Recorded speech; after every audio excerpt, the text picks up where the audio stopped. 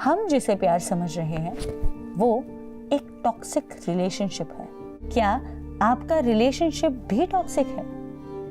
जानने के लिए पहले एक पेन और कॉपी ले लें और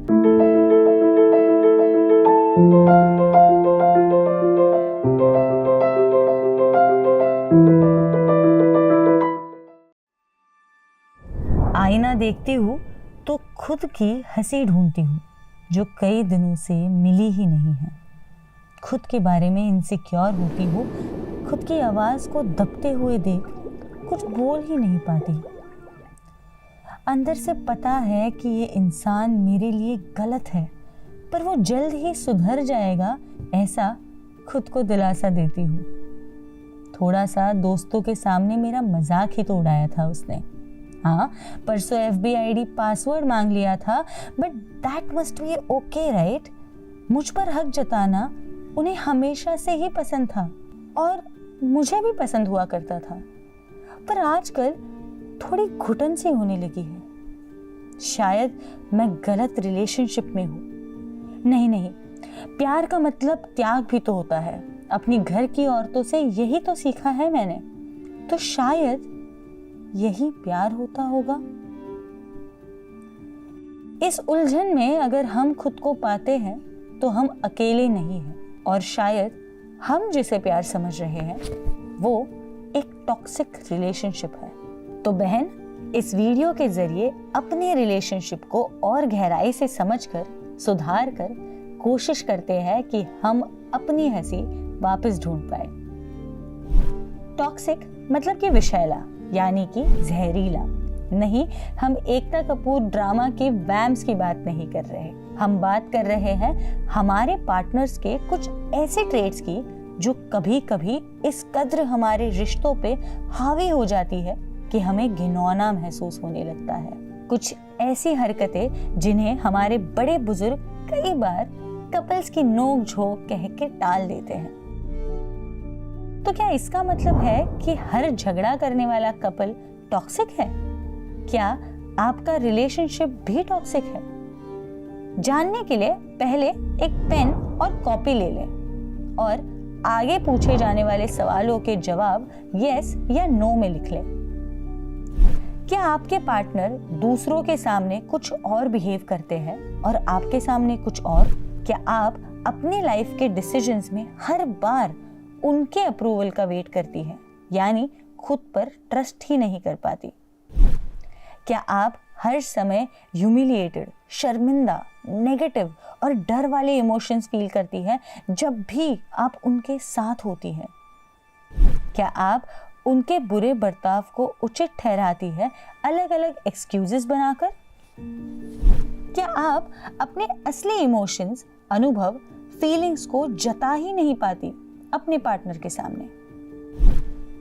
अगर आपकी कॉपी में एक भी यस आपको दिखे, देन समझ लें कि रिलेशनशिप की इस एग्जाम में हम काफी हद तक स्ट्रगल कर रहे हैं। देयर आर हाई चांसेस कि हम एक टॉक्सिक रिलेशनशिप में हैं, या ऐसे रिलेशनशिप में जो टॉक्सिक होने के कगार पर है। क्यों? क्योंकि मेंटल हेल्थ एक्सपर्ट्स की माने तो ये सारे बिहेवियर रेड फ्लैग्स है, यानी डेंजरस तो है। आई नो इनमें से कई हरकतें हमने बॉलीवुड मूवीज में सालों से हीरो को हीरोइन के साथ करते हुए देखा है। देखते समय शायद हमें वो चीजें सही भी लगी हो, और लगे भी क्यों ना। इसके पीछे दो साइकोलॉजिकल यानी कि मनोवैज्ञानिक कारण हैं। रिसर्च कहती है कि ऐसे पार्टनर्स को छोड़ना सबसे मुश्किल होता है, क्योंकि उनके कुछ ऐसे ट्रेट्स होते हैं, खास ट्रेट्स होते हैं जिनसे हमें लगने लगता है कि हम ही गलत हैं। और दूसरा कारण वो मैं वीडियो के एंड में बताती हूँ, क्योंकि वो आपसे संबंधित है। So moving on with what are the traits of a toxic partner. पहला ट्रेट, वो आपको डिमीनिंग या सार्कास्टिक रिमार्क्स सहने की आदत डाल देते हैं। मेरी बीवी मेरे आगे से कैसे बोलेगी? यू आर क्रेजी, तुम्हारा ये नेचर तुम्हारी माँ की वजह से है। हमने अपने पार्टनर से दिल की बात या अपनी वीकनेस शेयर करी उन पर भरोसा करके, और वो उसी बात से हमें इनसिक्योर फील करवा रहे हैं, या नीचा दिखा रहे हैं, गुस्सा कर रहे हैं। कहते हैं क्रोध मूर्खता से शुरू होता है और पछतावे पे खत्म। पर अगर उनमें पछतावे की कोई भावना ही नहीं दिख रही, इसका मतलब है जो भी उन्होंने गुस्से में कहा वो काफी हद तक उनका सच है। दूसरा ट्रेट, मैं तुमसे बेहतर हूं, था और हमेशा रहूंगा। ऐसा डायरेक्टली तो कहेंगे नहीं, पर जताएंगे जरूर, क्योंकि उन्हें सब पता होता है और उन्हें जो लगता है वो ही परम सत्य मान लो, वरना हमें हमारी जगह दिखा देते हैं। वो बात शुरू होने से पहले ही तुम्हें क्या पता होगा इसके बारे में कहकर केस वही रफा दफा कर देते हैं। तीसरा ट्रेट, गलत और मैं हो ही नहीं सकता। कोई इंसान अगर ये बोले तो दो ही कारण हो सकते हैं। पहला, वो खुद को सर्वश्रेष्ठ भगवान समान मानते हैं। दूसरा, वो आपसे तो खुद को श्रेष्ठ जरूर मानते हैं। पहली बीमारी का इलाज तो कई सालों से कई विद्वान ढूंढ नहीं पाए, पर दूसरी बीमारी को mental health experts gas lighting का नाम दे चुके हैं, जो पार्टनर्स अपना कंट्रोल बनाने के लिए यूज करते हैं। जैसे मैंने पहले बताया कि जब कोई हमारे ओपिनियंस को रिस्पेक्ट नहीं करता तो जाहिर सी बात है वो अपने ओपिनियंस को ही सर्वश्रेष्ठ मानेंगे। चौथा ट्रेट, झगड़े के अगले दिन ऐसे बर्ताव करेंगे जैसे कुछ हुआ ही नहीं। टॉक्सिक पार्टनर्स का ट्रेट होता है सच्चाई से दूर भागना, उसका सामना ना करना। वो सोचते हैं कि झगड़ा सॉल्व करने के झंझट में क्यों पड़े जब झगड़ा है ही नहीं, ये दर्शाया जा सकता है। फिफ्थ ट्रेट, उनके एक्शन और बातें मैच नहीं करते। हमें तुमसे प्यार कितना, हमें तुमसे प्यार कितना ये हम नहीं जानते, मगर जी नहीं सकते तुम्हारे बिना। कहते तो है, पर अगर कभी वर्क फ्रॉम होम के लोड की वजह से खाना बनाने में मदद चाहिए हो तो मैं कैसे करूं, वो तो तुम्हारा काम है ना। ऐसा सुनना पड़े तो चौके में सबसे पहले जलते हैं कॉलेज में लिखी गई शायरी के चांद तारे, फिर गिटार पे गाए गानों वाला प्यार। रिश्ते की सच्चाई उनके लिए ज्यादा मैटर नहीं करती, ऐसा हमें रोज लगता तो है, पर हम उन्हें कुछ बोल नहीं पाते क्योंकि उनकी जुबान से तो बस शहद टपकता है। सिक्स्थ ट्रेट, तुम्हें कोई और देखे तो जलता है दिल, बड़ी मुश्किलों से फिर गुजरता है दिल। देखिए, नव रस में एक रस है ईर्ष्या।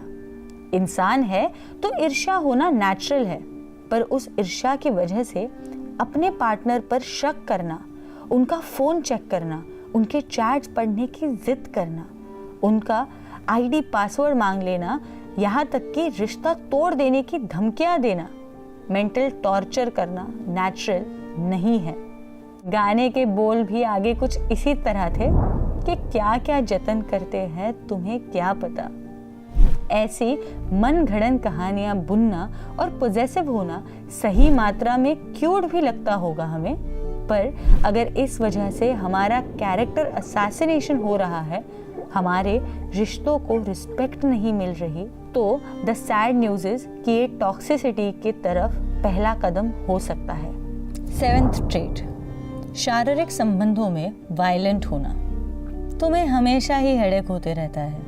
ये मामूली ताना सेक्सुअल अब्यूज या डोमेस्टिक वायलेंस की तरफ तब जाता है जब बात ताना मारने पर रुकती नहीं।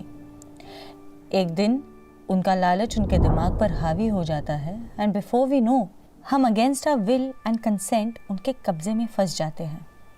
हमारे 100 दफ़ा मना करने पे भी वो खुद को रोक नहीं पाते। It is as if you don't know this man. ताकत का उपयोग कभी वायलेंस में बदल जाता है और हम डोमेस्टिक वायलेंस का शिकार बन जाती है, हमें पता ही नहीं लगता। और आहिस्ता आहिस्ता इसका एक पैटर्न बनते जाता है। ऐसा बिहेवियर वायलेंट, अनहेल्दी, डेंजरस और कई बार लाइफ थ्रेटनिंग भी होता है। अगर हम ऐसे किसी भी रिलेशनशिप में हैं तो बात करनी बहुत ज़रूरी है। हमें ये याद रखना ज़रूरी है कि जो जुल्म सहता है वो भी उतना ही गुनहगार है जितना जुल्म करने वाला है। मुझे नहीं मन करता तुम्हें अपने दोस्तों से मिलाने का। गलती तुम्हारी है, तुम प्रेजेंटेबल नहीं दिखती यार। मुझे फ्राइज खाने थे, तुमने बर्गर मंगवा लिया। अब मैं यहाँ कुछ नहीं खाऊंगा। गलती तुम्हारी है। हाँ भाई, गलती हमारी ही है कि हमने हमेशा उनकी हाँ में हाँ मिलाई है। उनके एक्यूजेशंस को हमने अपना सच मान लिया। उनके गुस्से को ठंडा करने के लिए गलती ना होते हुए भी अपनी गलती मान ली हमने। 9th ट्रेट, हमेशा अपनी ही चीज़ों के बारे में बात करना पसंद करेंगे। हम उनकी दुनिया का एक हिस्सा है, उनकी दुनिया नहीं। Make sense. पर हमारी दुनिया के बारे में कुछ भी जानने में कोई दिलचस्पी ना रखना, ऐसे लोगों को मेंटल हेल्थ के एक्सपर्ट्स नार्सिसिस्टिक कहते हैं, यानी कि सिर्फ खुद की चीज़ों को इम्पोर्टेंट समझने वाले लोग। 10th ट्रेट, तुम्हें हमारे प्यार का वास्ता। जब भी हम ब्रेकअप की बात करें, हमेशा हमें रिलेशनशिप के टाइम स्पैन की याद दिलाई जाती है। अपने प्यार के वादे याद दिलाए जाते हैं जो मोस्ट ऑफ द टाइम्स उन्हें खुद याद नहीं होते, और अपने सच्चे प्यार का इजहार करते हैं। बॉलीवुड मूवीज के घिसे पिटे कॉन्सेप्ट्स यूज करते हैं। हम एक बार जीते हैं, एक बार मरते हैं, और प्यार भी एक बार होता है।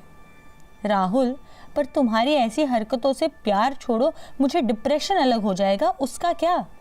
प्यार इज एफर्ट, और वो इस बात को एक्सेप्ट ही नहीं कर पाते। ऐसे बिहेवियर में विश्वास रखना टॉक्सिक है। हम बहुत घबरा जाते हैं अगर उनका एक फ़ोन कॉल मिस हो जाए या मैसेज का रिप्लाई लेट हो जाए तो। हम इंस्टाग्राम पे फोटोज़ अपलोड करने के पहले 100 बारी सोचते हैं कि कहीं उन्हें कुछ गलत ना लग जाए। ये इसलिए क्योंकि हमारे ऐसे करने पर हमें शर्मिंदा और घिनौना फील करवाया जाता है, या फिर नकली स्माइल करके के कोई बात नहीं ये तो बोल देते हैं, पर हमें पता होता है कि इसका मतलब वो बहुत ज़्यादा गुस्सा है, और इस गुस्से के डर से हम कपकपा उठते हैं। मन करता है कि वो चाहे चिल्ला दे या मार दे, पर ऐसे इमोशंस दबा कर ना रखे। पर उन्हें ये ही तरीका पसंद है क्योंकि it makes them feel powerful. ये तो हुए उनके कुछ toxic traits.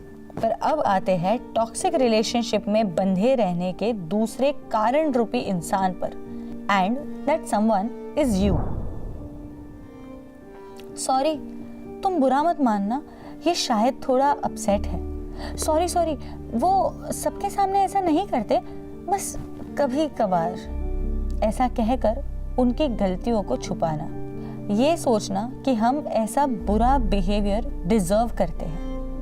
If we are guilty of any of this, खुद से बस एक सवाल पूछते हैं कि आखिर कब तक हम जैसे हैं वैसे ही रह पाएंगे।